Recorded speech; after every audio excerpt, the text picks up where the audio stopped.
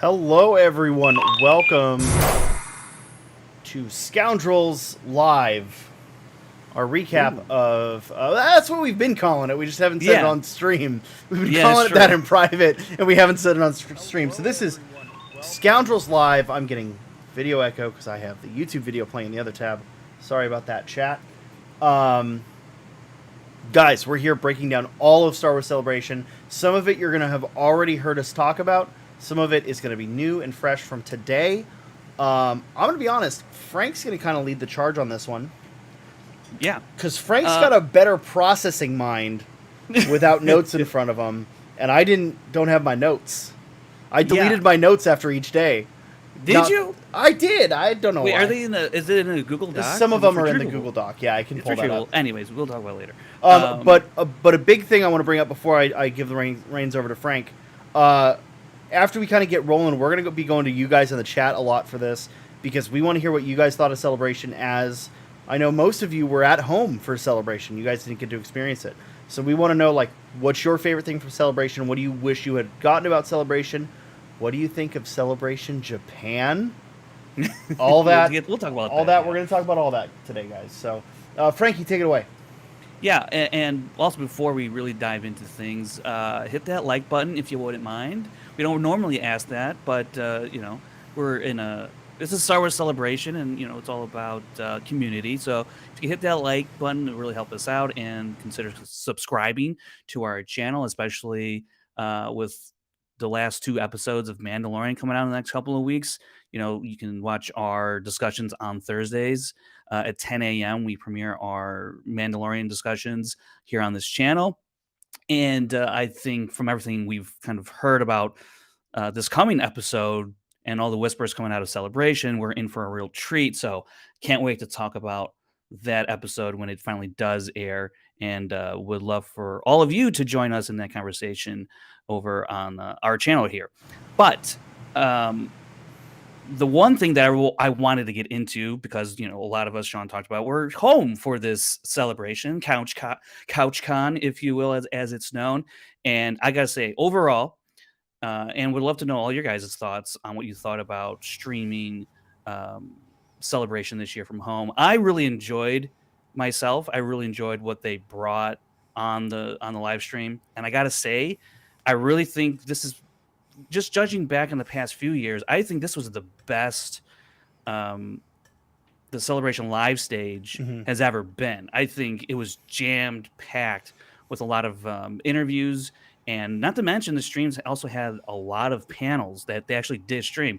Wasn't the main ones for the day, obviously, and that's where like a lot of the news came from. But they did stream, I think, like a total of 11 panels over the course of the 4 days. So if you're not familiar, I'm just going to run it down for you. So if you want to go check them out, you can find them on their live streams. Friday, they did the making of Andor Season 1. I did watch that one. That was really, really insightful. Enjoyed that conversation. And then on Saturday, they aired actually 4 panels, if you didn't know. The 40th anniversary of Return of the Jedi, and it was moderated by Ming-Na Wen, which was great. That's pretty cool. She is such a uber nerd. It was fun to have her as moderator. And then they did the Creature Cantina panel with Neil Scanlon, and that was great.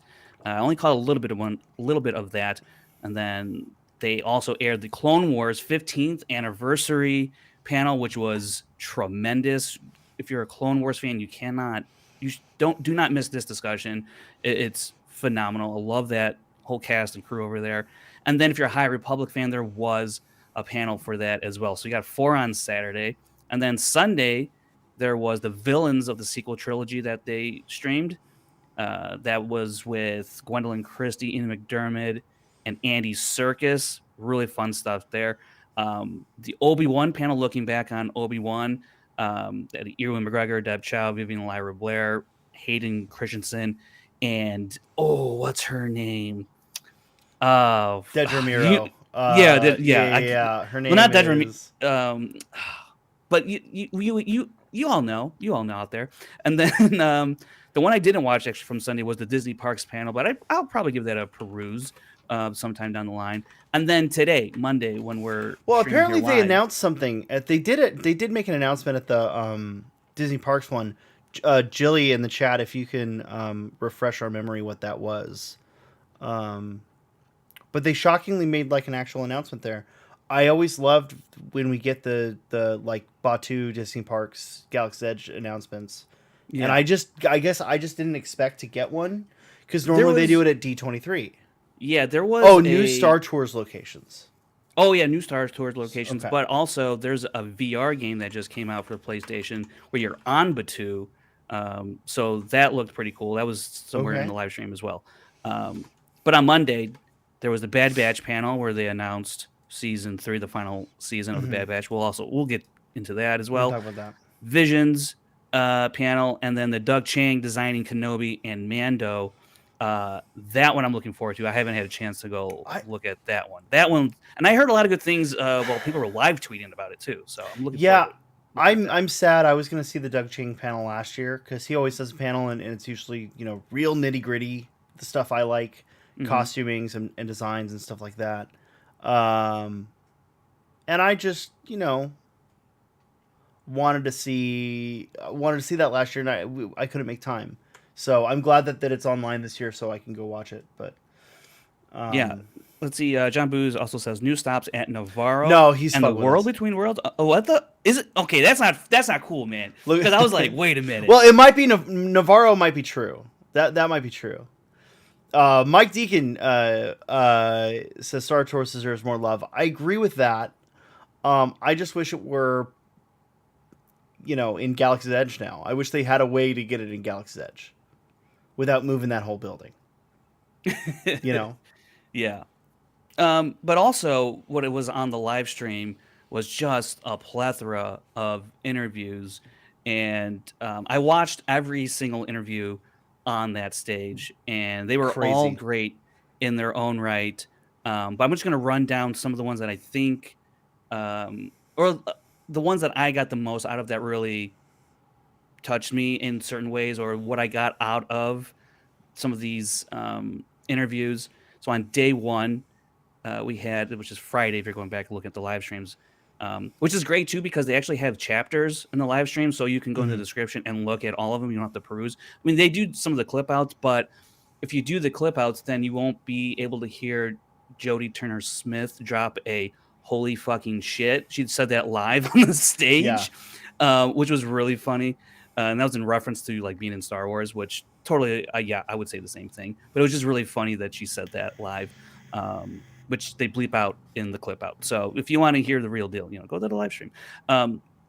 Also, Star Wars is not paying me to say any of that, and why would they No. need to pay me any of that? Because it has thousands of views. Anyways, day one, Amanda Stenberg, and Lee Jong Jae for the Acolyte.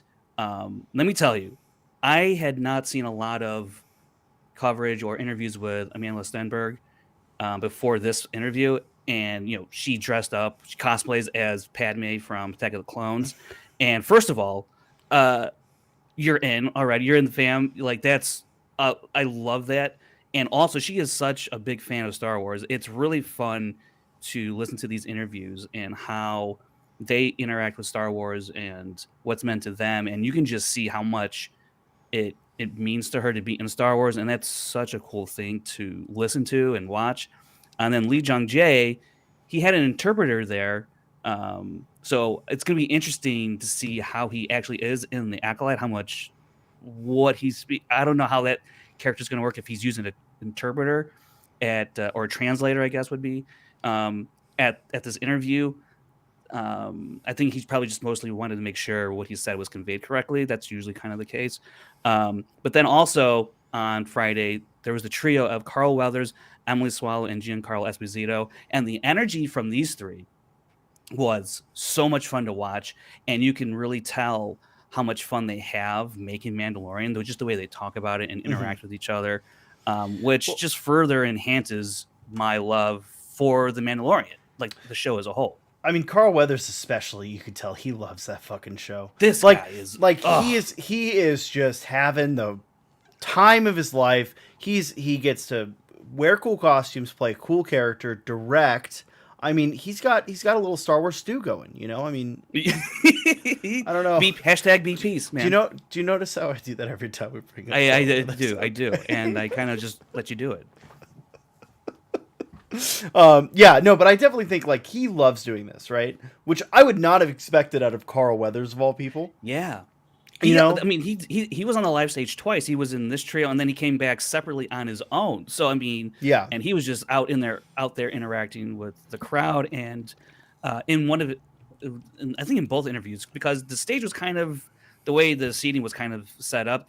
Their backs were towards a good third of the crowd, but he made sure to get up and look to that side of the crowd and point and talk to them. And I mean, the guy is just, first of all, he's an entertainer through and through. And he just absolutely loves being a part of Star Wars. You can just tell it by the way he talks. Now, when you get into day two, to me, day two, Saturday, was the best day for the live stream. Because, like I said, you had four panels streaming, and the interviews were just incredible. The insight, the enthusiasm from all these people that were on the live stage. And I got to say, the Jon Favreau Dave Filoni interview was really great. If you watch that one, you will see Dave Filoni um, really give praise to the fans and how much Star Wars means to him. I think we all know that on some visceral level, but to actually see him, and he gets a little choked up. He takes off his hat for like after he's talking, and he leaves it off for the rest of the interview.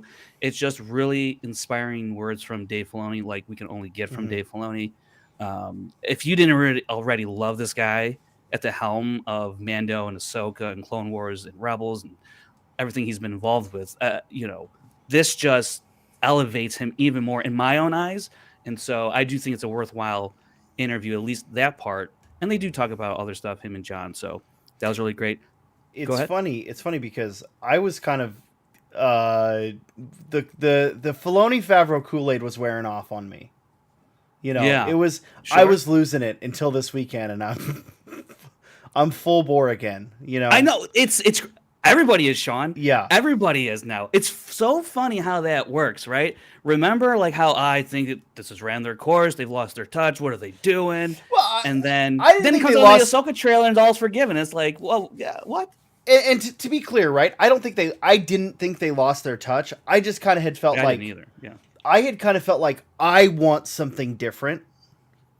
You know what I mean? I want Sure. to see another set of eyes on this Well, property, and I know we're getting that. But so much of it is dominated by Favreau Filoni, and like even Bad Batch, which is not Favreau Filoni, is Filoni, right? It's Filoni influenced you know heavily. Yes. heavily. I mean, he made the characters. I mean, Sure. That's what I mean. Yeah. like, Yeah. so. But this weekend is just like I couldn't be more excited for what we're getting, and and to And hear them talk yeah, about it, it's just like they clearly because love what they're doing. yeah, it wasn't like, so if you were at Celebration and you were in the main panels and you got a lot of information or you saw some exclusive footage It's a from lot of upcoming corporate shows and speak. projects, yeah, I mean, sure. And but it's like you got a lot of some good cool nuggets for future shows that are coming out. But these interviews, to me, what I really ended up taking away from, and most especially when I talk about Headland's interview, Hmm. you guys got to watch this interview. You have to watch her interview. I implore you to do it. I even tweeted out a snippet of her interview. Uh, it is like watching me or Sean or Brandon or Kevin up on that stage talking about Star Wars. Like, she talks about how Star Wars saved her life. She talks about the High Republic and how she's a reader, how she's a fan of that era, and how she just fully embraces. She has this her own, like, I think, what's the word I'm looking for? Theory and like feelings on what it means to be a part of Star Wars and what it can do for you as your own person. And it's just really a really lovely interview, that and kind of like a monologue she gives of sorts Hmm. about what Star Wars means to her. And at the end of this whole weekend, when I'm hearing everybody involved making these shows, it's really about, like, it just became about, yes, about Star Wars, and it's about how Star Wars has affected them while making these shows. So you're watching these people give talk about everything that they're doing and how it's affected their lives and their professional relationships or personal relationships. And it's just become Star Wars is about the people, Celebration is about the people. And like these interviews were just really, a lot of them really blew me away, especially Leslie Headland. I cannot, like, just based on her words alone, Sean, I am like super excited for Acolyte. I haven't seen a lick of footage. I haven't seen anything from this show, and I cannot wait to see You saw what those her leaked style pictures. And I mean, I saw a couple like snippets, but then it doesn't convey what it's actually going to look like, right? No. So I'm just beyond the moon about what she's going to do with Acolyte and what it could mean for her future in Star Wars, because I think from all indications, like even some of the stuff that we're hearing about the footage, people are just like, it looks great, this, that, and the other. And then you hear Leslie Headland talk about how she looks at Star Wars. That probably more than anything excited me the most about Acolyte. So if you have not watched that interview, that should be at the top of your list, in my opinion. I want to ask you a question about, and this is sort of related to the Leslie Headland stuff and sort of related to the Filoni Favreau stuff. Do you think we need to find our stewards for Star Wars for the next decade? And by that I mean let me rephrase the statement, because it's not really a question. I think what we're doing right now is looking for our stewards and defining our stewards for Star Wars for the next decade. Because if you look at Marvel has Feige, and it has the Russos, and it had these sets of different directors and creative voices that kept iterating and continuing along, right? Star Wars right now just has Favreau and Filoni, and to a lesser extent, Bryce Dallas Howard, Chow, and Femi, right? Yeah, and Kathleen, but Kathleen's not a direct creative influence. She's not, in the same way. Yeah. So I'm hoping that what we see out of this next batch of movies and this next batch of shows is that those voices are going to get defined and redefined outside of just John and Dave and their coterie of Mando directors. Or I'm hoping that one of those Mando directors can go forward and create something with staying power, right? Because although we both loved Kenobi, it did not have staying power in the same way that Mando or any of the animated shows have had, or anything like that. So I'm really hoping that that's like, and maybe Leslie Headland's one of those people. I'm really hoping that we're gonna see a new set of voices step forward and just join the stewardship of the franchise. Because at this point, it feels like we're grasping. I don't ever mean to be negative about Star Wars. I feel like we've been grasping at straws for like, okay, but aside from Mando and Ahsoka, what else has staying power, right? We keep getting these movies announced that aren't happening. We keep getting these projects that are like, well, they're a little ways out. It's a 1-season event, 2-season event, whatever. If we want to keep this moving, and it does seem like they want to build a expansive, growing, living universe, they need to find those creative voices. Or decide we're not trying to build an interconnected universe, and we're just trying to tell anthology stories. And if that's the case, I'm all for that as well. But that's a very different look than what I think they're currently going for. What I'll tell you, what I got out of really the whole, in terms of looking for, stewards and whatnot, and who else is kind of leading the charge for Star Wars, I think the one thing I got the most out of these interviews is I believe that they have the right people behind the camera, in front of the camera, in the way that they approach Star Wars, the way they, the mentality behind it, what it means. Now, the other question will remain to be seen about, can they pull off their vision in front, like on screen? Like that's a whole nother thing, right? And a difficult thing to do. But I think Leslie Headland she did Russian Doll, and that was well received, right? And so I think, so given her past track record and the comments she gave in this interview and her stance and her view on Star Wars, that's why I'm like over the moon about Leslie Headland right now and the Acolyte. And I think a lot of that can be said though for a lot of other people that are involved in these projects that we've heard from over the weekend. But again, yeah, it's what does the final product look like? I think everyone has very good, well-intentioned motives and has, I think, the right mindset approaching Star Wars and the stories that come with Star Wars. So I'm extremely hopeful that the stories that they set out to tell are going to be meaningful and impactful.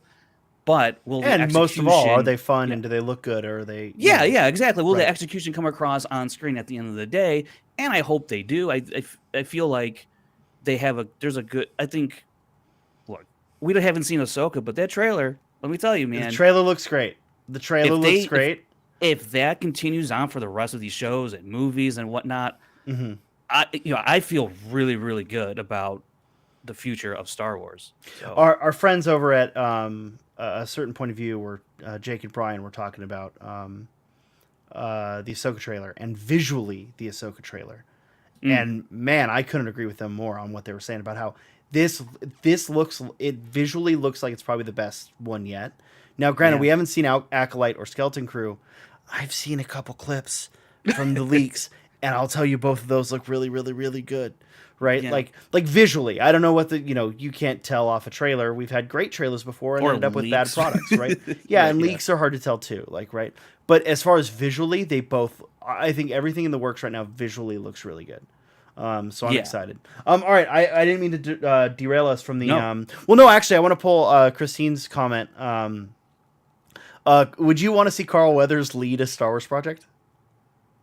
I would, Okay, do you especially if he wants to, sure. and I'm curious. What I'd be he more would curious want about what to? he wants to do. Yeah, Yeah, that's what I was that's the thinking. thing. I'm more curious about because I think he's got the directing chops, right? Hmm. I'm more curious about what Clearly, he's story does proved he it. want to tell. Yeah. Yeah, Has he directed before Star Wars? I he has. I don't recall don't know what. but he I'll tell has you done what. other things. I'll look it up. You keep talking about live Yeah, interviews. and so yeah, moving on.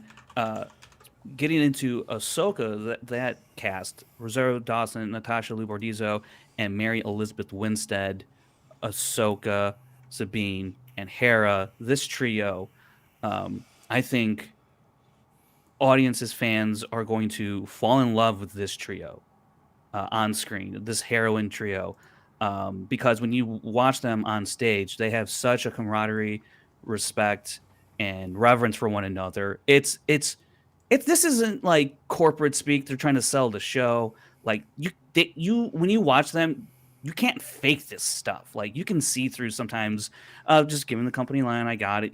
Being saying on the up and up. Okay, but when you watch these, the way they speak, like you don't get paid to speak like this about your peers. When I watch these interviews, so I was just really um, blown away by this trio, and they gave one-word descriptions for Ahsoka.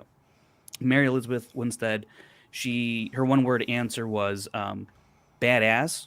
Hmm. Um, Rosario Dawson said, "Oh, you know what? It escapes me what Rosario Dawson and Natasha Bordizzo said, but it was You, across the board. I was when you just yeah. say about Oh, Ahsoka, you intense. I mean think that's what Rosario said. when Intense. you say Yeah, about Ahsoka, do you mean about the series or about the character? the series. Okay. Yeah. So badass, intense. That was Rosario's answer, and what Natasha said. Um, Something like action packed or something like that. I think maybe. So it seems like it's. And Rosario was like, you guys aren't ready for what you're about to." I mean, and they No, just I'm not. talk. They talk insanely glowingly about Dave Filoni like I've never heard about another actor about a director or another exec or something like that.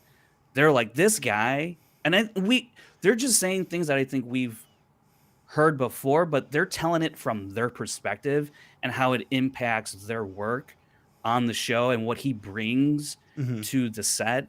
And it gives me so much joy and hope for Ahsoka, the series.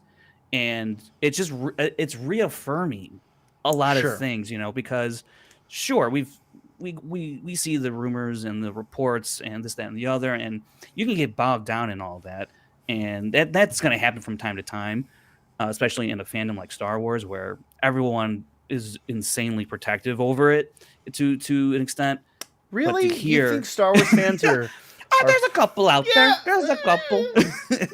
But let me tell you, I'm just man, just to hear them talk about working on the show and how collaborative and welcoming Dave Filoni is on set, and how he works. They talked about it in the interview. Actually, there were like a couple days where Dave wasn't on set, and they were like, "Where's our leader? Like, what? Okay, we gotta hold it down." But they feel so guided and safe when Dave is on.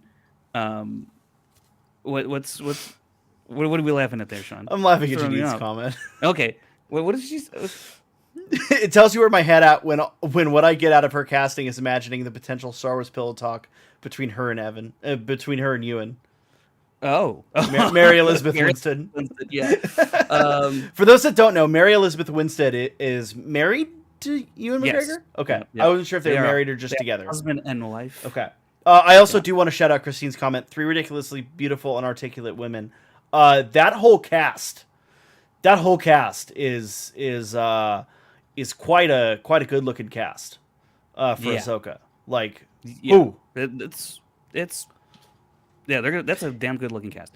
Yeah, Ewan's hair was quite wild, Christine. I agree with that. You know, him and Jude Law kind of like the same vibe going on. I don't know if it's like something. I don't know what's going on over there across It's a the new pond. English style. I don't know. Yeah. Well, see, this is they're in England right now, so yeah, they can get away with it over there. I guess I don't know. Mm-hmm. The other interview that I really enjoyed was Ivana Sakno and Diana Lee Inosanto. Ivana is I had the name. I don't want to call her Hottie, but Hottie. It's Hati. Oh my gosh! But Diana Lee Inosanto is Morgan Elsbeth, and it's Hati. But that's how you pronounce it. Sati, yeah, Hati. They've said it. Yes, she said. I heard her say it. Yeah. But people will say Hati, and that's fine. But Ivana Sakno, she talked about, because she was asked about, what was, coming into the Star Wars, what was your experience with Star Wars beforehand, before being casted as this apprentice to Ray Stevenson's character. And she said, look, I wasn't in Star Wars. I was introduced to it when I got cast for the part, but family and friends around her were big Star Wars fans. And they were like, yo, this is a big deal. And she even, she went and did her homework and dove into the mythos of Star Wars. And at one point she even uttered, like, it became like an obsession for her to dive into all of this stuff. And she just talked really, really glowingly about the stories and what Star Wars means. And you can see her really appreciate and understand what Star Wars means to so many of us. And like, you can tell she gets it, and you can tell that she is the makings of a big fan herself. And that was really, really cool to watch and hear from her, because everybody who works on Star Wars or is on the screen in Star Wars may not always be the biggest fan. That's not always going to happen, and that's fine.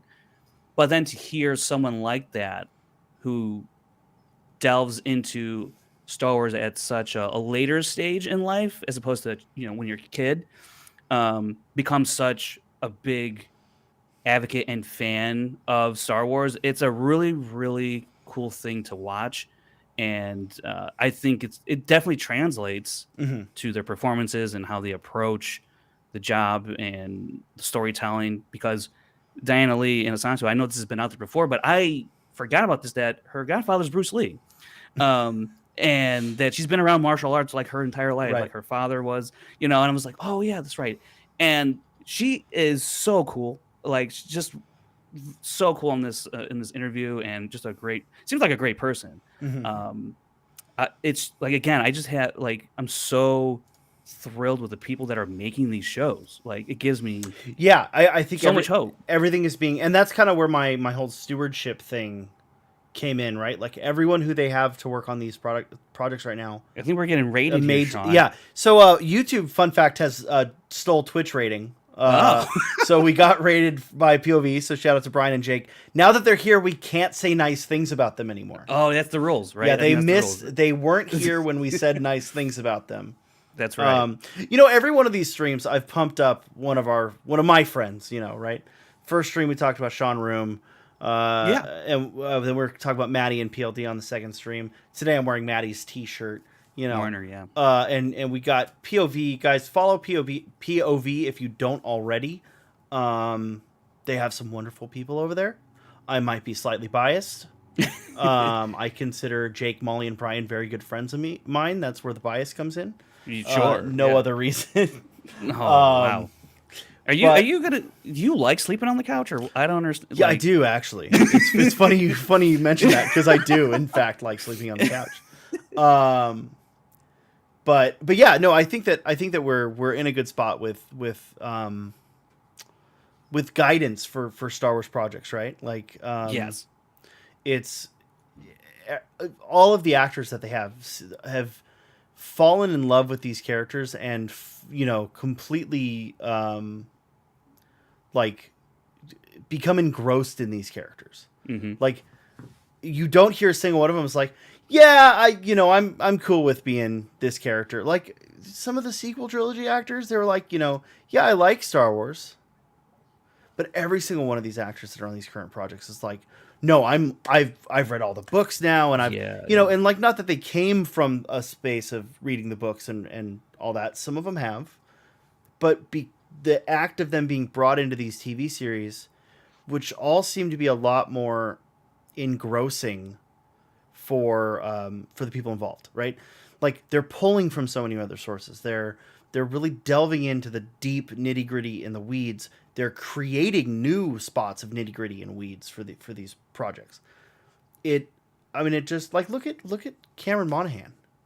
Yeah, the dude has become like, yeah, sure, the character looks like him. It's his voice, right? But he has literally become Cal Kestis. He has not made an appearance to promote the game without either wearing a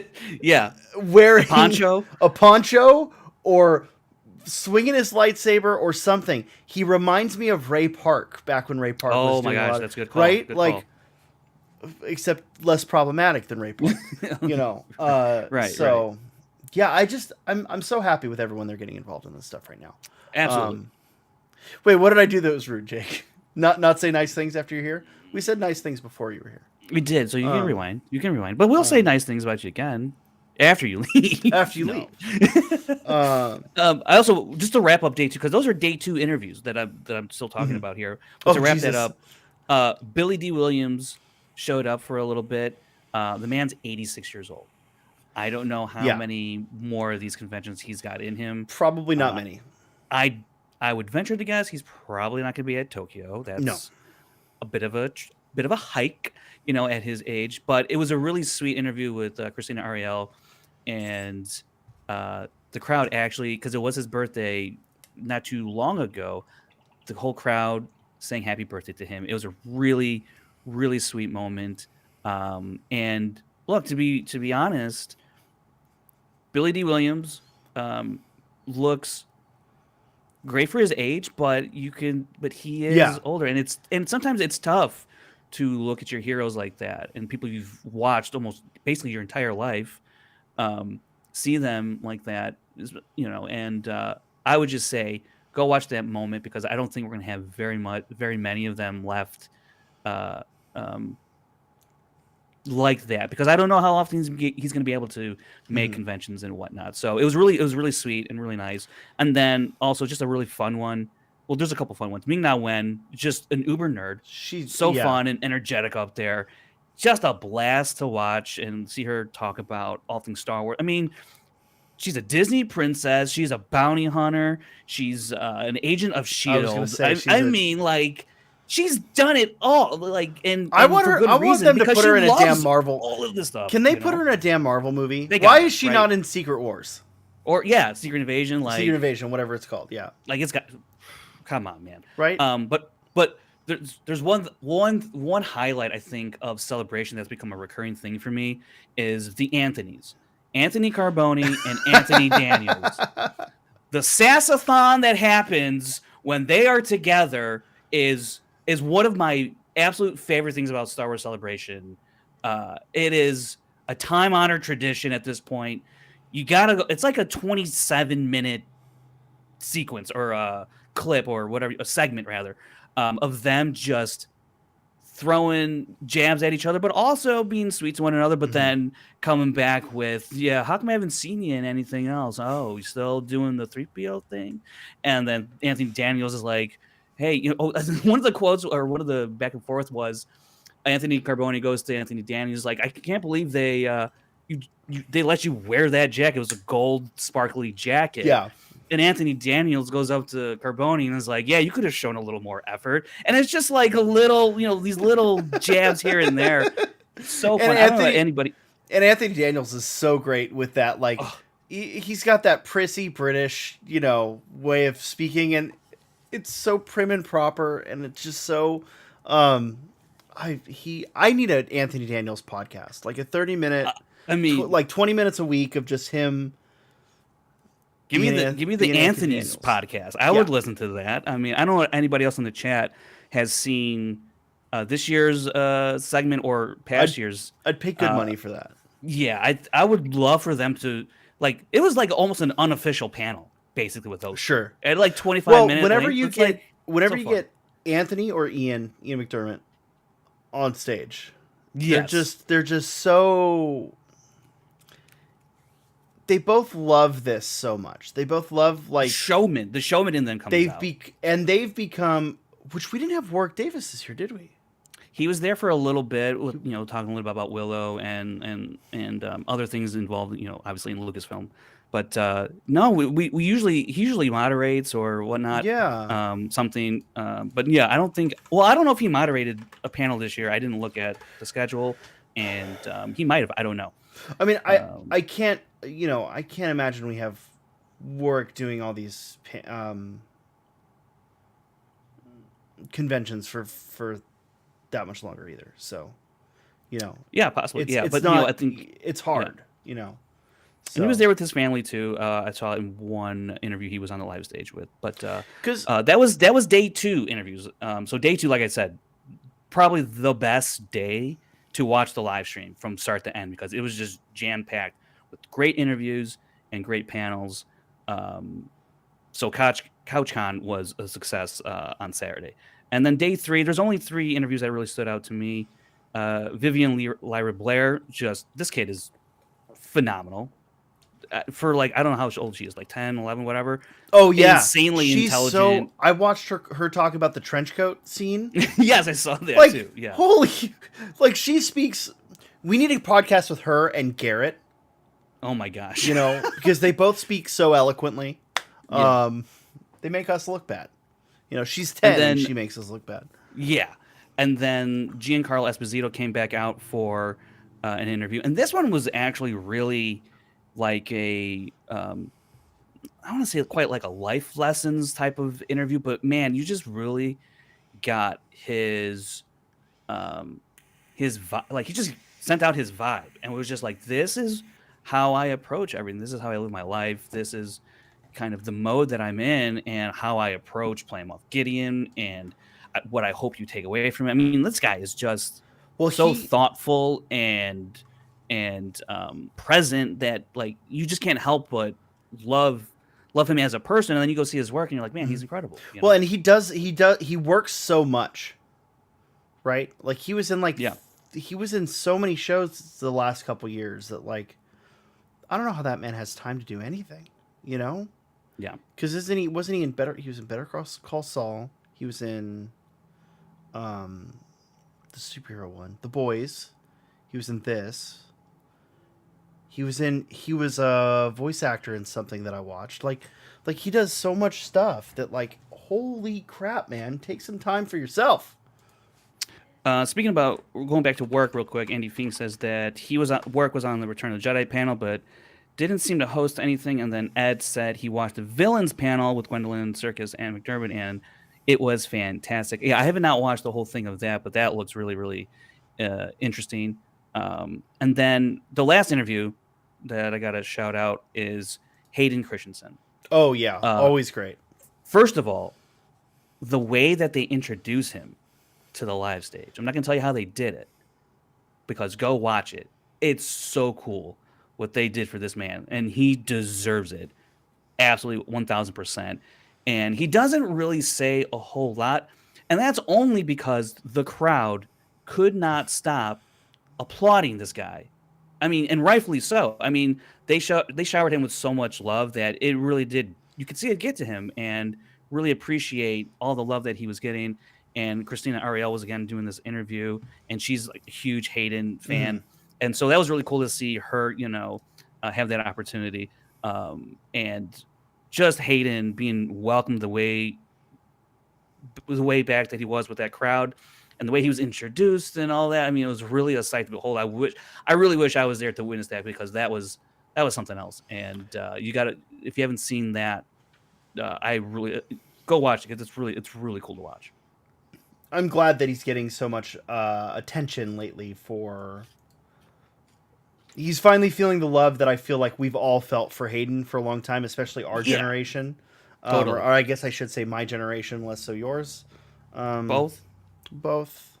Yeah. I mean, it's I grew up with the guy, Yeah. He was he was our main character for so long. He was my Luke Skywalker more so than Luke Skywalker, right? I mean, like, oh, totally, to a certain extent. But all right, let's hit the big news. Where do you want to start, or chat if you tell us what you want us to hit first? Actually, should we hit the day 4 stuff first, since we haven't talked about it? I think we can start with some day 4 All stuff. Right. I think there's only three big things, I guess, from day 4. So Bad Batch, yeah, 3rd and final season. How does that make you feel when I say that? That it makes sense. It feels right, and Okay. it makes sense. I think if I recall correctly, Laura Kelly tweeted something out that season 2 ends like Empire Strikes Back. This Sure. is like the middle of their story, and a 3rd and final season will hopefully be a Return of the Jedi of some sort. But it's hard to tell, because we're ending this. The show's going to end during the rise and build up of the Galactic Empire. So I don't know how hopeful or what it's going to look like. Right.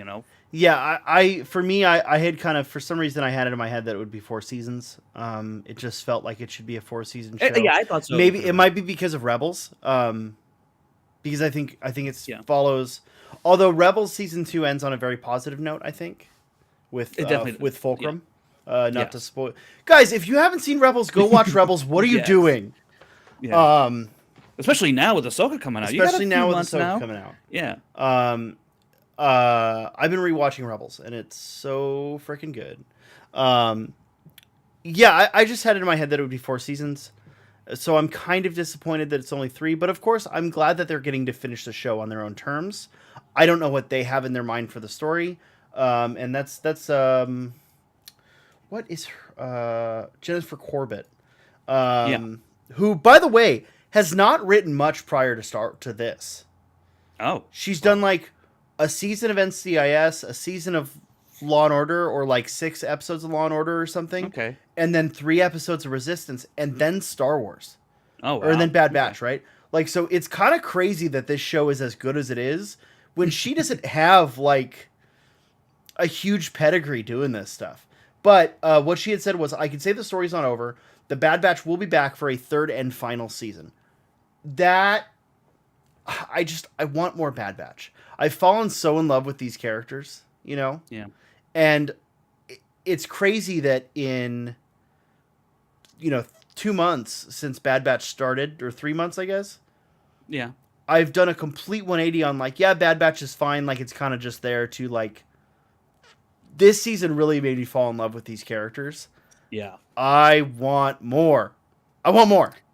And I think just because the Bad Batch ends doesn't mean that's the end of all these characters. Like, there's no way they're killing off like all the Bad Batch No. and Omega. Like, no, but Well, Omega it will will be make it fine. interesting to see where. Yeah, it will make it seem. It will be interesting to see when we might catch up with them wherever in the timeline. Mhm. So, So then, of course, we know Ming-Na is coming back, which Haskell points out. That's exciting. I'm curious if Curtis. they're gonna. Chris Clamsauce, yeah, I did hear this too about Filoni recommending just watch season. Well, we had talked about episode. that Yeah, on that's right, Saturday, I think. Yeah. Season 10, which is I believe called The Jedi or Path of the Jedi or something. Yeah. Episode 10. But just watch all the Rebels. Don't just skip that episode. Skip that episode. It's so much. If you skip Rebels season 4 episode 10, it's a happy ending. Oh my gosh! You know, stop hurting my favorite boy. Yeah, especially in Escalante says it makes sense to end with 3 seasons. I think it follows that kind of that 3-season arc type of thing. You know that. So it does make sense at the end of the day. But I would have welcomed the 4th season. For sure. Yeah, I don't know. Something about 4 felt right to me, but that could have been their Return of the King ending season. You know, where you just have all these endings. Just the whole season 4 is multiple endings for characters going off into the sunset. We got official word because I know we had kind of heard rumblings of it yesterday. We got official word today that yes, Tales from the Jedi will officially be returning for a 2nd season. Dave said, it was such a fun time. I just decided to do more. And he said that at the end of the Clone Wars 15-year panel. We didn't really get a chance to really actually talk about that. So yeah, what are your thoughts on a 2nd season of Tales? I'm very curious. Now, I was a little delirious and a little confused this morning when I watched the Visions 2 trailer, thinking that was Tales for the Jedi. Oh, wow. I'm like, wait, what's going on? What is this? I'm excited. I love Tales. I think that, like we've talked about, I think that one half of that series is better than the other half. But I'm still very curious to see how it turns out. I'm going to be into it. I'm going to be excited. I mean, I understand what you're saying about the 2 halves of the season. I think the word I would use is preferable or more intriguing. Because I like all of the stories that in that 1st season of Tales. I'm really curious about who they're going to tackle in season 2, just because of how they explored Dooku and Ahsoka in the first season, right? I'm really interested. Would they tackle Quinlan Voss perhaps? Like, could they go into the path and is that something they want to tackle? Or maybe do we get? I don't know. That's what I'm saying. Like, I'm just really interested where we go. Do they go? I guess quote unquote bold and go into sequel trilogy era or beyond? I mean, they could do a couple episodes with Finn and Rey between. They totally could Rise and that next movie, right? Quinlan Voss, and Gordon Post agrees with you. Quinlan Voss is one character I would really like to see more on. Yeah. I was talking with friend of the show Dwayne Burke. Sure. Who big Quinlan Voss guy. He's just perfect to get some sort of spotlight in animation or live action. I mean, he's such an interesting and dynamic character, and we have these little snippets of his story and these clues. You got that comic coming out with him against Cad Bane. Sure. Yeah. So there are things, but I'm saying I want to see it in motion. Oh, totally. That's right? what I'm saying. That's what I'm saying. Like, we have stories of Quinlan. We can do more. It's not like I don't know if we'll touch Quinlan. And for as few people that watch the Tales from the Jedi stuff, even fewer are reading those comics. Right. That's probably true. I want this man to get the mass appeal respect that he deserves. Yeah. Right. So I'm excited for Tales. Then we have Visions. We got a Visions trailer. I want to address something Haskell says in the in the chat here. It's kind of funny. He says, "With Tales, nothing is off the table. We could get a Darth Plagueis the Wise being killed by his apprentice." Yeah, but that's not a story the Jedi would tell you, would it, Ed? No, Good, good, no. good point. I will point out. Gordon Post points out that we can get. We can technically get the story of Dark Disciple. I don't know. Have you read Dark Disciple? No. Okay, you should read Dark Disciple. It's very good. Well, break it down for me, or break it down for the folks out there who don't know. Do you know? I don't want to spoil it. Ah. For a couple reasons. A, because Jill's currently reading it. Oh, interesting. Okay. Very, very, very slowly, but she's reading it. Dark Disciple is the story of Quinlan Voss infiltrating the Separatists with the help of Asajj Ventress. Love it. And And I it also is- love this comment from. Yeah, I was Sebastian going to bring that one up Escalante. too. Yeah. That would be awesome. Yes. Yeah. He says, Did- instead of, Oh, sure. Yeah, we should read it. I would love to see a Tar Vizsla story in Tales of the Jedi. 1000%. Absolutely. That would be I really want to see it in personally. I want to see it in Mandalorian. I want to see Mhm. them do 20 minutes of an episode or something like that. But yeah, I'd be okay with it in Tales. That'd be really cool, especially if they did that art style they used for the Fen Yeah, Rao and the telling. Yeah, telling. yeah, right. You know, if they did Mhm. a whole episode in that art style, I'd be That would be interesting. interested Although in I that. think conflicting styles because of the way they produce Tales of the Jedi. But you're right. I think it would be cool to have some part of if they did a Tar Vizsla story, you do some of that, and then you have the more polished look that they've developed now. That would be really, really cool. I'd be so down for that. And I guess you know what? They don't have to do 3 and 3. They could do 2, 2, 2, and 2, or 1 of 8 separate ones. I don't know. They can do whatever they want with Tales of the Jedi, and that's kind of like the best thing about it is that I don't know where they're going to go, and I'm excited because I know whatever story, whatever tale they decide to tell, I think is going to be done really, really well. So that's exciting. Yeah, absolutely. Let's jump to Visions. So little change for Visions this time around. Visions Volume 1 was all Japanese animators. Yeah. Visions Volume 2 is going to be international animators from around the world. We have Africa, Chile, England, Ireland, France, India. And I'm excited for that. One of them is clearly the animator for Wallace and Gromit, Okay. which is hilarious. Yeah. Wallace and Gromit's fine, but I mean, it's hilarious that guy's going to be working That on style. Yeah. on Star Wars. It's just hilarious to me. So I'm excited for it. I'm a little, to be honest, this kind of appeals to me a little more, based off that trailer. I'm Great just, trailer. just not a big anime fan personally. This trailer, the animation just blew me away, right? Yeah. So I'm excited for it. Not a whole lot for me to say. Yeah. Like Ed, I love the different animation styles. I like that we're getting different stories inspired by Star Wars that keep the mythology alive with these different types of telling of stories, and the same type of lessons you get out of them and themes that you get from these stories. And I like that it's just from a different point of view, a different perspective, and that's a lot of fun because we're so entrenched in like the canon timeline. It's fun to deviate and do some other stuff outside of the box, and I think Visions season 1 did a great job of that.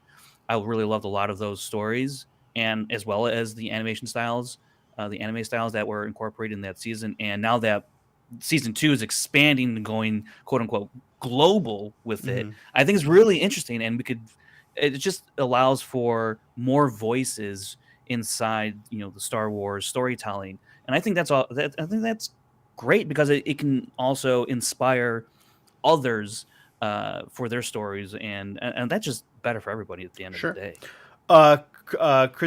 Andy points out that he loves seeing the different cultures, but the weeb in him misses the anime. That's fair. I think some of it in this trailer still was very anime inspired.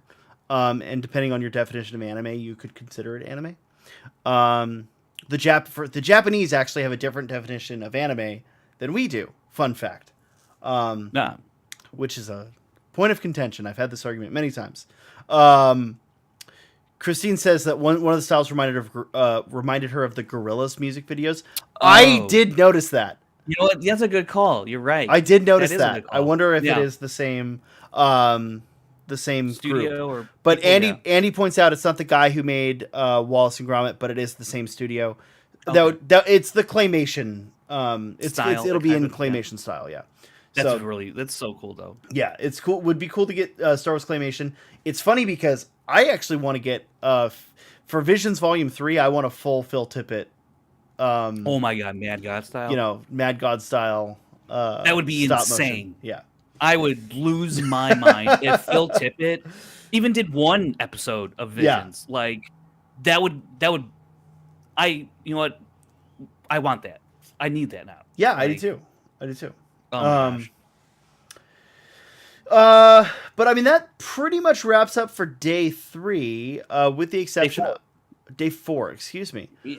With the exception of the fact that we have our location for the next celebration revealed. Yeah. Celebration Did they say Tokyo or just Japan? They said just Japan, but I think it's Celebration Japan. But the convention center, they did name the convention center, and it's what is it? I think it's like, I forget. It's like it's just outside of Tokyo. I don't know if someone in the chat. Yeah, if someone knows exactly where the next celebration is, but I'm trying to figure out. No, you're fine. Frank, how do you feel about Japan? Celebration Japan? Well, I will say, little surprised it's staying international for a second consecutive celebration. Yeah, usually they don't do 2 in a row. Yeah, so I was thinking hopefully Anaheim just for selfish reasons, but Chicago or Orlando, I mean, obviously on the board because we've gone to them before. But yes, Andy Fing, you're right. It's the Chiba one. Yes, that's what I was looking for. But in Japan, you know what? I've never been to Japan. No. And I know Andy, for example, is stoked it's in Japan because that's a much cheaper place for him to travel than for us. It's phenomenal, right? Yeah, yeah. It does say no specific city for. So I'm reading this article here. It says no specific city for the Japanese Star Wars celebration was announced, but it will most likely take place in Tokyo. Well, they did announce the convention center name, so you can then derive the city. Okay, I'll look for another. It might be in a different article.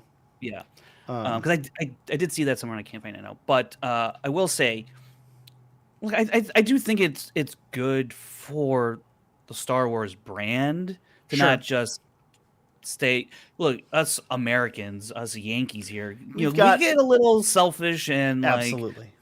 A little with it, and it's like I get it because a lot of people would love the opportunity to go to celebration and they don't necessarily. I'm included. Don't necessarily have the funds to go to all these different locations and whatnot year after year, celebration to celebration. So I understand that certainly because I didn't go to any celebrations as before I was an adult. So I understand those constraints and I sympathize with that. Wholeheartedly, believe me. Well, the one thing I want people to remember: the size of America, the distance between many countries you people from outside of America are familiar with, is significantly less than the difference between our west and east coasts. Oh, right? True. So, the flight from LA to New York is longer than it is to get from England to almost any other to any other European country. Right? Yeah. So to get from England to any other Eastern European country or any other country, even Eastern Europe, is shorter than it is to go from LA to that's like New York. 5.5 hours, 5 hours or something like that. I don't know. You're a pilot. I don't know. You tell me. Yeah, something like that. But yeah, but all that was standing. I am committing myself to going to Japan for the celebration because I just simply cannot wait till like 2027. I can't wait another like I 4 years. Like I can't do it. Like, and also like it's just me. It's just me. So yeah, like I have the freedom, sure. more or less, to really splurge on this thing, and also great that it's like it's good and bad that it's like 2 years away. So like it gives me a whole year to like save and not be an idiot with my money. you I know. think I think we're gonna Um, have to. You know what? I will announce it now. There will be the Scoundrels Inc. meetup will take place at WonderCon 2024. Guys, if you want to meet us in person, you can find us at WonderCon Anaheim Convention Center oh my 2024. gosh. Yeah.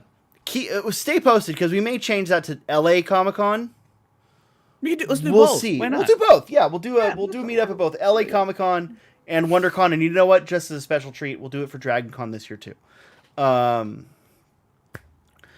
I, I'm But I plan on going. But I I don't think I'm gonna make it to yeah. this because I've got a wedding next year. Yeah. you know, Just get um, married in Tokyo, man. That's problem solved. I would have wasted a lot of the last month looking at wedding venues if we get married in Tokyo. You didn't want to get married at a convention center outside of Tokyo? That's so crazy. Well, someone did one of our Twitter mutuals did get married at Celebration this year. Scotty This Jarrow. Yeah. Oh, no, he wasn't at, it wasn't at Celebration. It was Oh, during it Celebration. was during Celebration because weren't a bunch of those Yes. people at Well, but it was in London, right? Wasn't it? Or did they No, go to he's London and not. then flew back to? No. They stayed, as far as I'm aware. And this is weird because I'm not even invited. I Right. wasn't like I see this from afar. I So, was following but I'm the pretty tail of this sure, on Twitter. based on, because we've been on Jared's show, the Nerd Yeah. Academy podcast, and I've done his show in the past before, but pretty sure it was all down in Baton Rouge because they were doing. He used a hashtag But I of thought like I Star saw Celebration Baton Rouge. but I thought I saw some of them in pictures with other people that were in London. Maybe I'm conflating two different things. I think you were delirious once again. Okay. You were in when you're delirious. Well, we were in a weird. zone. I've slept such weird hours this last week, True. right? True. Same here. So fuck if I know, man. Yeah. Um, Yeah. that's pretty cool. Motorola, Though. Motorola says, until the boys get older, there'll be no traveling for us. Yeah, you got a couple little ones there at home, Joey. So, yeah, good luck with that. And Jill Camp, getting married in a country we've never been. LOL. Yeah, I don't like. Yeah, why not? You know, we've had some people trying to convince me to get married in a state I've never been. So, Christine asked probably the most important question. uh-huh. Did you eat? Sean? Yes, I had little. I made little sliders with some honey baked ham and Hawaiian sweet rolls that were left over from Easter yesterday. Nice. They were quite good. I know Christine asked it because the last couple of streams, you're like, at the end of the stream, you're like, Yeah, all right, I gotta go. eat. I'm hungry. Yeah, well, it's been because I keep. Frank, can I ask you a question? Please. Is it warm in LA where you're at? It was 68 today. Okay, because With for a some reason breeze. this room is currently 88 degrees. I don't know what's wrong Oh. with this room. Wow. Okay. Well, you're just doing a little bit of Tatooine experience there. I think I need to check my computer fans. I think something's wrong.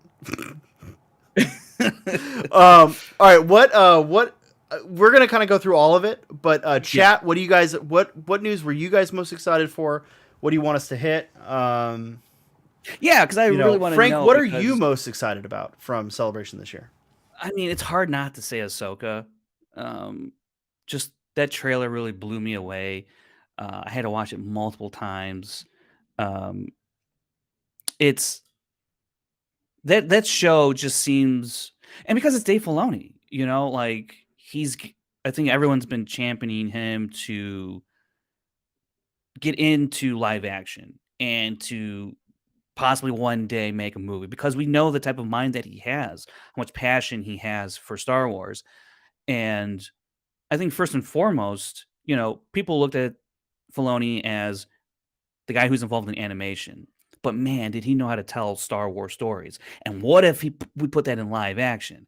And it's been a process for him for the past decade to get to this point, and it's so great to finally see him have this opportunity with Ahsoka, a character that he basically invented along with George Lucas, and to see him continuing her story um, into live action at this stage in the galaxy, in this stage of the timeline, and then launching it into a full-fledged feature film that I'm gonna be able to go see, and also, we gotta mention this too, there's gonna be a crawl in these movies that come out, and there's gonna Dave Filoni is gonna have the opportunity to write a Star Wars crawl for the movie theater experience.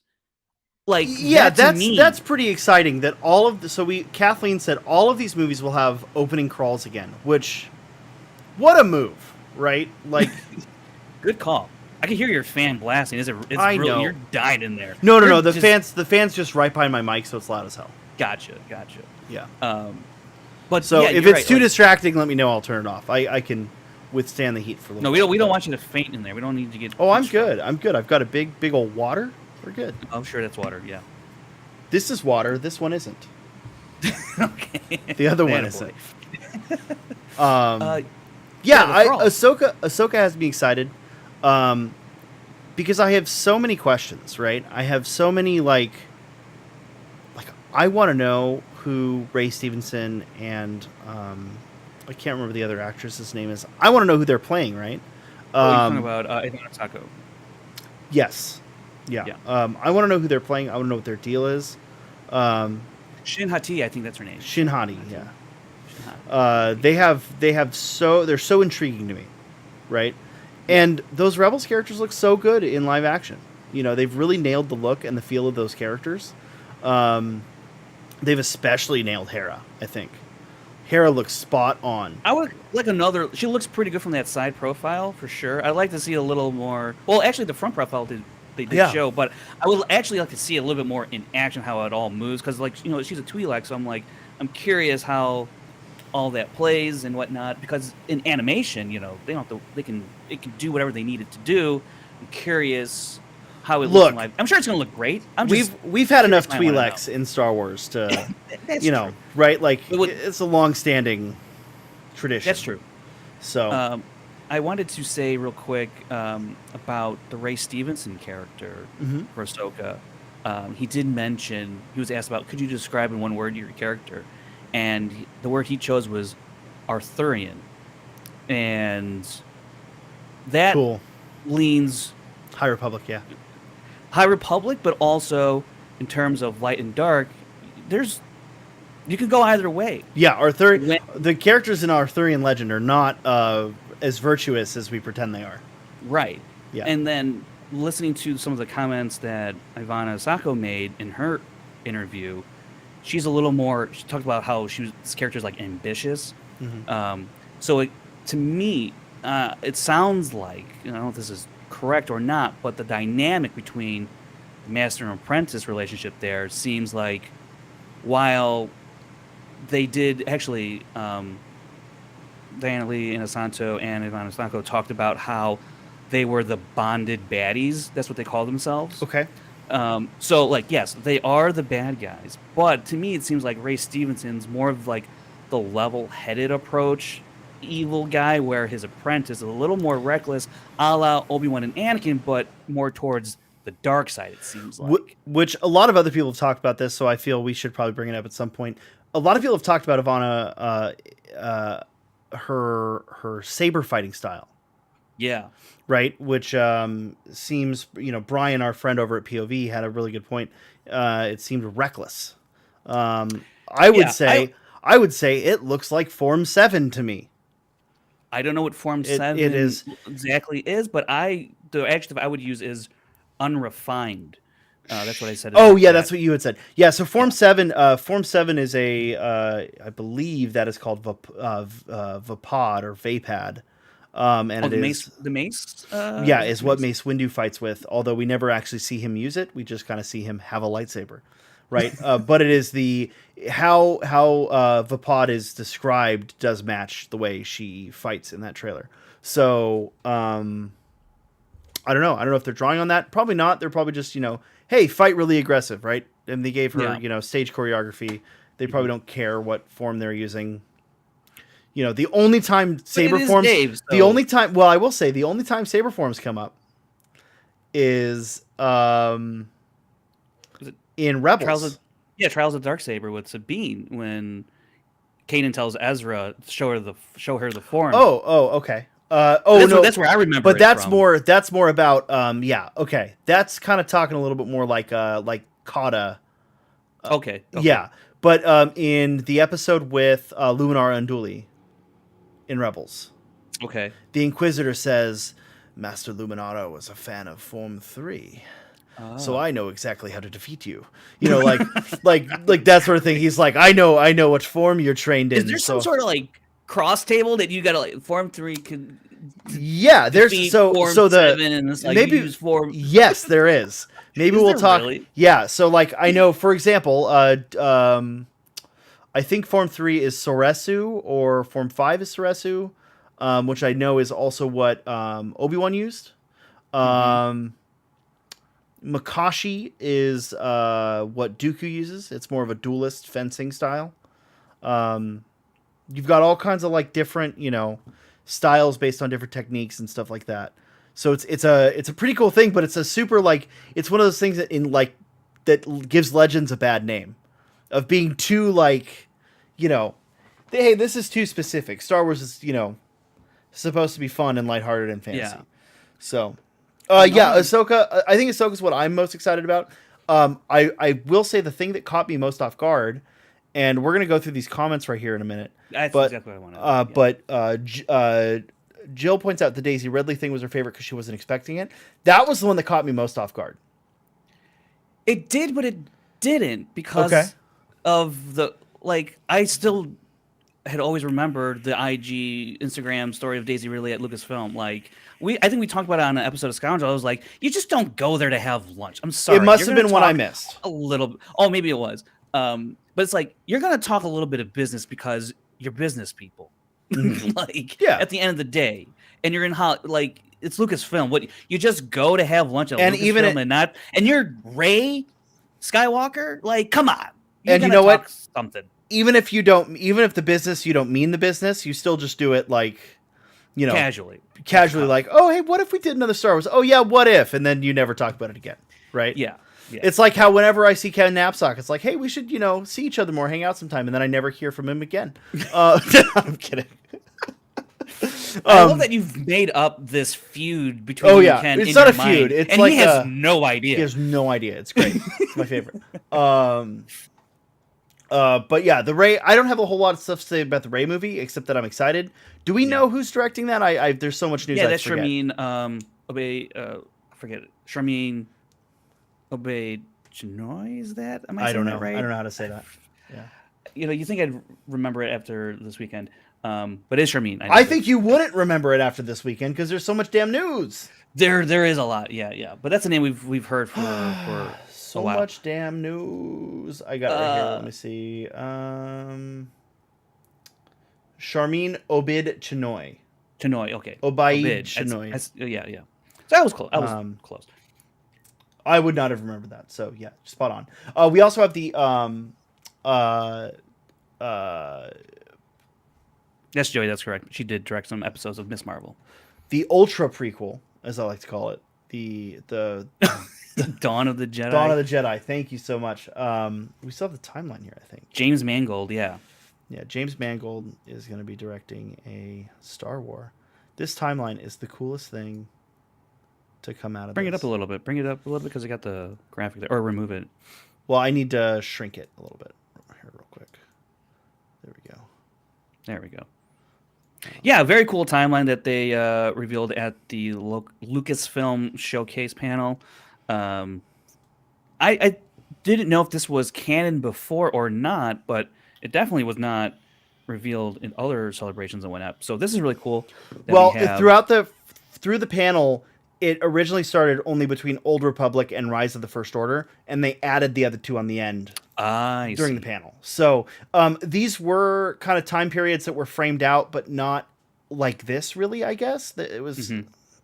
less specific, whereas now this is like a very like overt like, hey, this is what the timeline is, which is really cool. I'm really into this. So Totally, man. I mean, like James Mangold going back to Dawn of the Jedi, talking about it's going to be kind of like a biblical type of storytelling, mhm. which I think because it's about the birth of the Force or discovery of the Force, and this could be really, really interesting. And I can't imagine that you can tell this story with just one movie. I'm like, No. how, like, Well, I think you can tell. I think you can tell the story, but I think it just raises. It builds room for more stories, right? totally. That's yeah, Yeah. exactly. So yeah, really excited about that. James Mangold's great. Indie. You know, I mean, he's doing look, indie, and clearly looks that means great. which it says good things about indie, right? Like Yeah. if indie's not even out yet, and they're like, hey, here's another movie, I'm all And look, for it. like he was also on the Celebration live stage too, and he was talking about how um, he has such an influence with Steven Spielberg and George Lucas, and how he was a teenager watching Yeah, these but what movies, have and they how done for us lately? right. It's like, what? Come on, man. Yeah. What else you got to offer? No, but so I like that he's like, and much in the way that J.J. Abrams was, but they obviously James Mangold and J.J. have a different style, and it seems like if Mangold is more on in the spectrum of the Indiana Jones variety, where he kind of really taps into that and gives. I think he also talked about like the opening of this movie is he does his best Hmm. to do a Steven Spielberg indie film in Sure. the beginning of the movie, and so I love hearing that type of talk from a director in terms of what gives them inspiration, and if he brings that and the George Lucas type of sensibilities to his Star Wars film, I'm very excited to see what it looks like because I mean, like I liked Logan. Did you Hmm. like Logan? Yeah. I thought it was great. A great character It's exploration, not right? my favorite Wolverine movie. Oh, that's fair. That's fair. Yeah. I mean, But I X-Men mean, Origins is so flawless that I. okay, all right. All right. Now look. Again, delusions. I really like X-Men Origins. And that's fine if you I do. just hate Deadpool in X-Men Oh, Origins. okay. The rest of the movie's fine. It's just Yeah. Deadpool's crap. Yeah, but Logan is amazing, right? Like, Mm-hmm. It's a character exploration, right? mhm. And I think if you're gonna And it's really explore the beginnings of the Force, it's yeah, you're also gonna. really atmospheric in a way that like Mm. I feel like this movie should be. If we're going back to a long time ago, I think they should go. I think the opening crawl should go a long time ago. A really, really, really, really Oh, long you time know ago. the photoshops, the jokes are gonna be out Yeah. there, yeah, so that's gonna be a lot of fun. Um, I think I saw a comment from Andy saying, "Interesting, they showed the Old Republic, but didn't announce any projects based in it." I mean, in my opinion, they are just waiting for the right time In my to opinion, it's mine this era. untouchable. I, well, why do you say that then? I think. Hey, I have this friend Kevin. I don't know if you've met him. I've seen his movies. Old Have you? Republic fans are a bit hardcore about Old Republic. Sure. So Yeah. I think you make a lot of enemies by making a movie during the Old Republic. I think the Old Republic fans think they want it, and then it's just going to turn into a sequel trilogy shit show again. And It's possible. I don't mean on Disney's part. I mean in the fandom, right? Like the fandom is Sure. going to turn into a sequel trilogy shit show, and I don't want to see that. Right?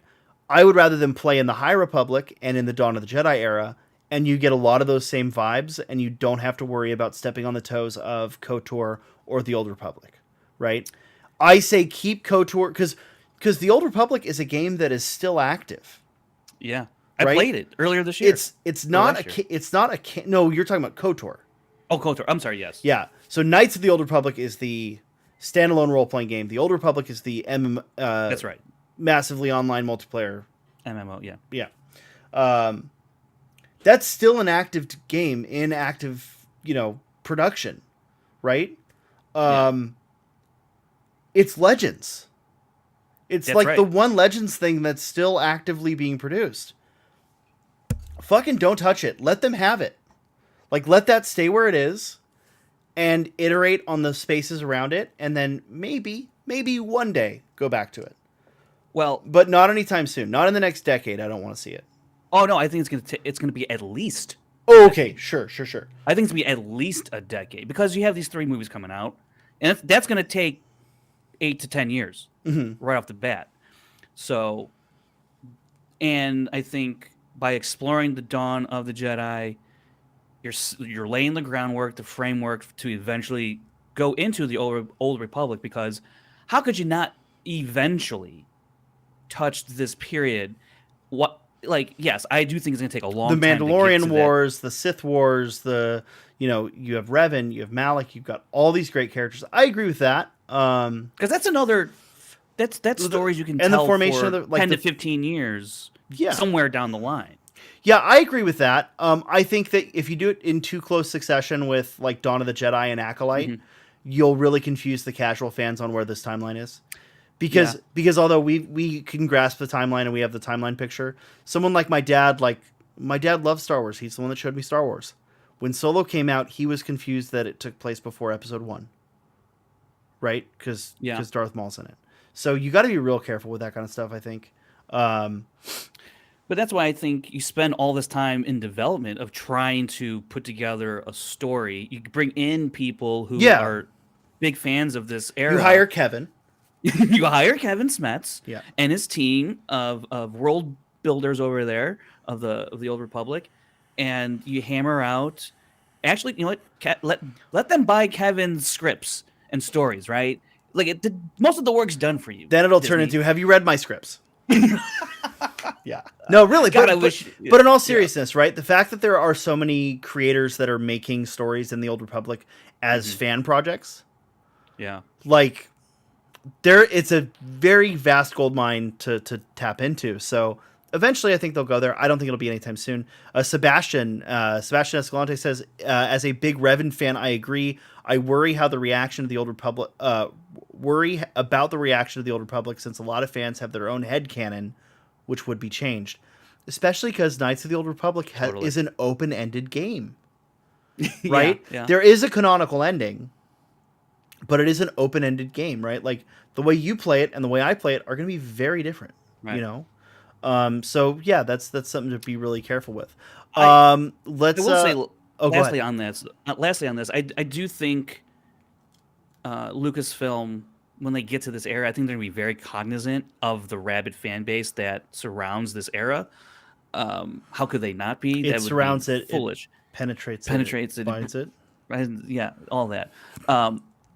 But I think we also would be wise to remember that this is, while it is popular amongst a chunk of fans, there's a way larger population of the fan base that never really delved into this era of Star Wars. Not to mention all the newer fans since the Disney acquisition have come. You know, all that has come along that doesn't really necessarily delve into that era of Star Wars. So there's also going to be a lot of fresh eyeballs on this era of Star Wars that you know they won't have. They'll be completely or more receptive than the hardcore Old Republic, you know, fan. And I think they outnumber probably the Old Republic fans at this point. I could be wrong on that, but I don't feel like I am, because even myself growing up as a pretty hardcore Star Wars fan, I never even really delved into the Old Republic until recently. You know? I rented the Old Republic or KOTOR from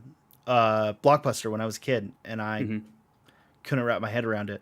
Whereas now I can tell you exactly everything about that game because it's D&D 3rd edition with a Star Wars skin. But yeah, I mean, it's, you know, I love those games. I just, you know, here's the other problem. As far as the Old Republic goes, the MMO, you have to go back and redesign a lot of that stuff because there's just clone troopers in that game. Oh, really? In that game? I mean, they're not clone troopers, but they look almost identical to like. Oh yeah, I've seen like the animatics, whatever, the cinematic pieces they put out. So you need to do a lot of redesigning. You need to do a lot of world building, and I think that would make some people upset because they're like, oh no, the Republic looks like this. I'm like, yeah, but it's kind of dumb that they look like that because yeah. it's a few thousand years before, which you could argue that the clone troopers and the stormtroopers are based on those designs from the Old Republic, but I still think you need to iterate a little bit. Good night, Haskell. Thanks for hanging out with us. Thanks, man. Let's jump to some of these comments about the Rey movie. So Joey Moda says that during the Rey movie, all he wants is a quick I'm not allowed to pay homage to my former master, referencing her last name. Yeah, I like that. I think that's kind of funny. I hope that they do kind of iterate on the idea that Skywalker is a title more so than a name. Yeah. At least to Rey. Which is kind of touched on in the Thrawn, the new Thrawn trilogy. Interesting. The Chiss have a term for Skywalker. I don't remember exactly what it means, but Christine says that the Ahsoka stuff has her giddy, and that every time Filoni got choked up, she got teary-eyed. Yeah, man. Anytime you see someone you care about get choked up, you go, yeah, okay, it's hitting me too. Yeah, Sebastian watched the Ahsoka trailer on repeat. Yeah, Dawn of the Jedi and the Rey movie look really good, Sebastian. I totally agree with that. And then Gordon points out Ray Stevenson's character's name Balin. Yeah, I know. Balin, yeah. I mean, I don't have the name memorized yet, but I more mean like who he is, like in context of the story and the character, like where he comes from, what he is. Andy says that saber forms are like Pokemon types. They have strengths and weaknesses. That's a great point. And then yeah, so that's pretty much it for those the movies. As far as shows go, we found out no Obi-Wan. We found out that we saw, well, we didn't see, but Celebration was shown trailers for Acolyte and for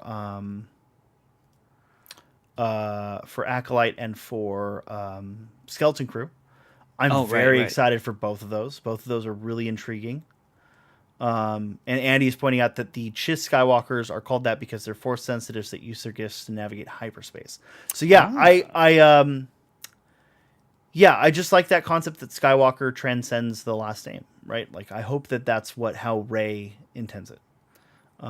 Whether or not it's using the Chiss, I doubt it will, but you know. Also, Skywalker's too cool of a name to drop. Yeah, it's too cool of a name. Like, yeah. It's so cool. Yeah. I'm curious when we're gonna see something from. Well, I guess Skeleton Crew probably won't be till close to Ahsoka. I guess when it airs, when they drop a first trailer for that, because that's end of the year. Yeah, it's which, by the way, Visions is in less than a month. Oh, that's right. Yes, it's May 4th. Visions May 4th, is yes, May 4th. Yeah. Gordon. So I want to jump onto Gordon's comment. Gordon, that was the first thing I said on our Friday night stream. Was that I don't think he's playing Jorah Sabaoth, but I do think he's playing. My prediction is that he is playing a force sensitive clone. That it is a Jorah Sabaoth tribute band, so to speak. Great, yeah. And that Shin Hati is gonna fill in for either Mara or Luke. Well, excuse me, Mara or Luke. Interesting. I don't know. I mean, I brought this up on. No, I know, but I'm just saying. And I said that's why they're orange lightsabers, because they're not full dark side users. They're just, the synthetic crystals or something. Because I love the concept of synthetic lightsaber crystals from Legends. That's not really something we have in canon currently. Yeah. So, Gordon, I still think that's not out of the realm of possibility. I've been reading. I started reading that book today, Heir to the Empire. I forgot how much I love that book. I'm like 8 chapters in. It's so good. I was gonna say, you know what? I wonder if you got to this part in the book. Then, do you think in the Ahsoka series we'll see that plant that suppresses? No, it's not a plant. It's like a sloth. Tree? A sloth. That's what it is. Yeah, okay. Ysalamir or Ysalamiri. Yeah, because I wonder if that's keeping. I've already gotten to Mount Tantus. Oh, okay, Yeah, cool. it's like immediate, like it's really soon in that book that they talk about Mount Tantus. Oh, wow. Okay. So, um, But I wonder if, because just going back again a little bit to the Ahsoka trailer, because we only see Ezra through a hologram, mhm. and part of my theory is that we're not. Yeah, they might be looking for Ezra, but we're not gonna get the rescue of Ezra Sure. till the movie. That's my guess. Hmm. I could be wrong, but I also wonder if Thrawn has that sloth that suppresses Force abilities, and that's what's helping keep Ezra perhaps imprisoned by Thrawn. I'm gonna And go to Andy for this one because I know mm, Andy's real brushed up on canon. Does that planet show up at all in the new Thrawn trilogy with the Salamiri and the weird dogs and stuff that that Talon Card's on?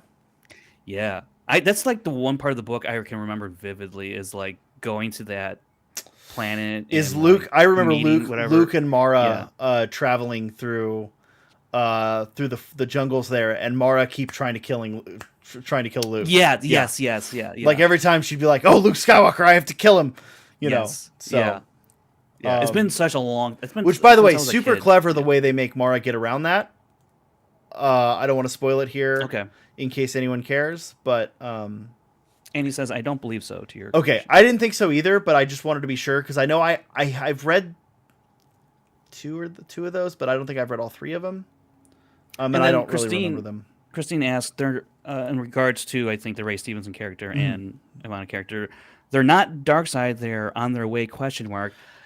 I So think my they're dark so side, my but theory is that either the crystals are synthetic and that's why they don't bleed the same way that the normal red sabers do, or they are not full dark side force users because they're clones. They're not hmm, tapping into the force the same way. So when they bleed their crystals, they're not being bled in the same way. Right? interesting. That's pretty interesting. That Yeah. I like that theory a And lot. those Yeah, are very like those are because those both feel like very Star Warsy answers. You know? The yeah. same way they explained Kylo's cracked crystal, right? Like, you know. Oh, right. Without ever telling us. Yeah, in Well, the no, movies. but it doesn't have to be told on screen, right? It can be Yeah, that's told in true. other Yeah, mediums. I'm fine with that. In fact, I don't necessarily believe that kind of nitty-gritty stuff should be on screen. I think That yes, that's should true be too. It's reserved cool. Yeah, yeah. for, Books and comics and whatnot. Yeah. ancillary books or discussions from Filoni. It should be like, yeah, hey, Lucas mentioned that, Darth Vader's from a volcano planet. So, like, Right. right? My original version of Revenge of the Jedi took place with Yeah, Gordon you know. Gordon Post points out Ban was using the Force choke, so I mean that's dark Yeah, I side. don't. Well, I'm Yeah, not yeah, saying I don't think he's not dark side. I just think it's that he's not either he's not tapping into the Force in the same way because he's limited in his Force use. yeah, yeah. Doesn't mean he can't use the Force, or the Saber Crystal is limited in the way it Mm-hmm. communicates with the Force. There probably would be a synthetic Yeah, because crystal, considering Starkiller Base unless they're or yeah, that planet. Unless I don't know if they know where the planet well, that no, they can't get to Ilum because Ilum is currently Elam being turned into Starkiller Base. Starkiller. Yeah, yeah. Yeah. Unless I'm totally wrong and they're acolytes of the beyond, in which case they might just be really old lightsabers, or Could be that too. Yeah. they're from World Between Worlds and they're old people with old lightsabers, right? Like there's there's a ton of options for that. Just I like my theory, and that's what I'm dealing with now. You know, like that's what I'm speculating on Sure, now. sure, sure. But there's a whole bunch of theories that are possible with that. There's so many ways you can go with that without it feeling not Star Wars. Because there's always, I mean, in Legends, you didn't have kyber crystals in the same way. You had a bunch of different lightsaber crystals, and the Ilum crystal was just one of those crystals, right? You had a whole bunch of other options that you could use for a lightsaber crystal. We don't have that in canon. It's just kyber crystals, which is cool. I prefer the current method to the old method, but I wouldn't mind seeing synthetic crystals show up. Yeah, I like that. I like that. So, what else? What other big things have we not hit yet?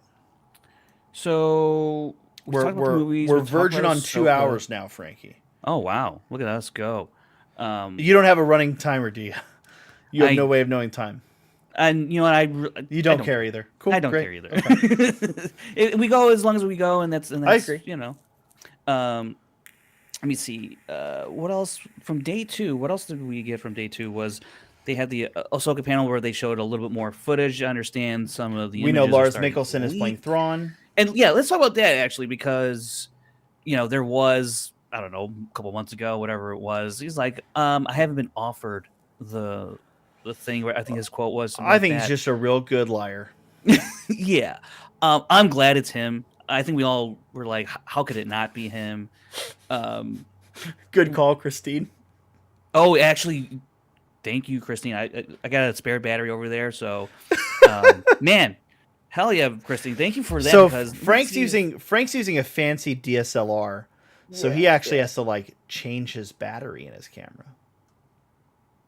Let me see. I still got 2 bars of my battery there, so I'm looking good. This thing was fully charged, so I got at least another half hour. I don't know if we'll go that long, but yeah. John Booz, that's a good call. They could be Thrawn's attempt to put a check on the Jedi and the Sith, and they could be Imperial Knights from the Fel Empire in Legends. Yeah, so I think that's an option. I think the Acolytes of the Beyond are an option. I want to stick with my Clone Force sensitives because I think that because of what we've seen in Mando and Bad Batch, it would only make sense for us to keep going down this path, right? Yeah. And I'm gonna give a shout out to our a friend of the show, Alex Damon, who pointed out that it could be Darth Bane and Bane's apprentice, whose name escapes me, which he acknowledges is a crazy crackpot theory, but I still like that theory. So, yeah. I've just remembered this one part of an interview from Ray Stevenson where he said that in terms of fighting Ahsoka, he says that they encounter each other a couple times. Yeah, that's kind of the vibe I'm expecting, right? So it's like this kind of, and I don't necessarily expect him to be defeated. Yeah, in this season, right? Especially if Morgan Elsbeth, in the Jedi episode of Mando, she lives apparently, or that takes place before. That could take place before. Yeah, but I think Morgan Elsbeth in this trailer looks older. Like, looks like they've aged her up a little bit compared to when we saw her in that episode of Mando. But then again, will they play with some time jumping in the show in terms of the world between worlds and whatnot? Who knows? I just like the idea that we're gonna get Thrawn as this sort of shogun running Total War 2 in the Star Wars. This was a real inside baseball joke for Andy in the chat, who just launched Shogun Total War because it popped up as a notification on my desktop because we're Steam friends. No, yeah, I don't know. I'm excited. I'm really confused with the timeline with Ahsoka, right? Like, yeah, a little bit. And I think we're meant to. I don't think we're supposed to know what's going on yet. I don't have any speculation for that as of yet. I'm just excited to see where it goes and what it turns out. I don't want to try to speculate on everything because then it sets those, it gets a little wonky. Yeah. Because like the other thing is we see Sabine without her armor. Did something happen? Is this post? Yeah, or is it just or it could just be a costuming decision by the costuming department, right? It could just be that they didn't that she didn't want to that they didn't want to have her have to wear Mando armor in all the shots, right? Could be. Which would be kind of weird because they already do a whole show where they wear nothing but Mando. Right, but that's I know what you're saying. The point of that show, right? Yeah, that's not the point of this show. So, cool. Anything on Skeleton Crew or Acolyte you want to pull forward or talk about? I thought it was interesting that the Jude Law character, I think they said that he's force sensitive, or he appeared force sensitive. There was something in the trailer that made him appear force sensitive, but as other people have pointed out, it could be some sort of tech like that's seen in Dr. Aphra to imitate force sensitivity. Right. And you even pointed out the Camille Nanjiani character in Haja, in Obi-Wan. So I don't think it'd be that. It's probably more of the Dr. Aphra's type of thing. Yeah. But still, nonetheless. Yeah, nonetheless. I do find it interesting that they made it look like that. So I'm like, well, I hope I really sincerely hope he's a young Lor San Tekka. Because there's nothing to say in the movies that Lor San Tekka isn't force sensitive. There is some hint in the books that he's not. I think he only shows up in like 2 other properties. I think he shows up in Legends of Luke Skywalker, and maybe one other thing. I just don't know what. But and you know what? If they could change it, right? Yeah, if he ends up being the Lor San Tekka, a younger Lor San Tekka, then who's to say we don't see him run into Luke Skywalker at some point in Skeleton Crew? Right. Which would be really cool, honestly. And we've had Jude Law play a couple young versions of old wizards, so I'm okay with him playing. There you go. Young So Lor San Tekka. And I think that'd be really cool. I think that would be really cool. Just because I want to know a little more about that character. He seems super interesting. If Luke's going to this man to go on adventures with him, there's got to be something special about him. Yeah. Right. Yeah. And like how like I just in general I kind of want to know like how did that friendship or fellowship or whatever you want to call it like come about? Like what was it that Luke was like? I don't know. You know, like exactly. We don't know, and I'm very curious about. Well, it might be known. I just don't know. Right? Oh, okay. Yeah. So there might be something that I just don't. I'm not. Well, if super someone out there on who's watching knows, character. let us know if you know. That'd be helpful. I think at this point we should just have Andy on the show because he knows all these answers and we don't. Yeah, I don't know. I think we're kind of pretty much. I mean, most of it. I wonder when we'll get a sizzle reel from Acolyte because they have 4 episodes, and even though Leslie Headland said, "Oh, we're still shooting, whatever." Enough to show, but it's next year, right? Yeah, I know, but I'm just like, if you have 4 episodes, like a little. Well, they did get something at Celebration, anyways. But I'm wondering they gave them a sizzle reel for Celebration. We just didn't get to see it, which I'm okay with. It does, I just want to see it. Oh my gosh, because I'm really that show really just jumped up like several hundred notches on my anticipation meter. So, yeah. I think that's kind of really the meat of Celebration, everything that went down. I don't know if there's anything else to get into. I think that's most of it. Yeah. Anything else we'll talk about. I think you and I have talked about doing some more of these live streams. Totally. Yeah. I think you guys can expect to see more of these. Monday or Tuesday, you'll see some. Like Mondays and Tuesdays, you might see some more of these. Of course, we've got our main show every Thursday.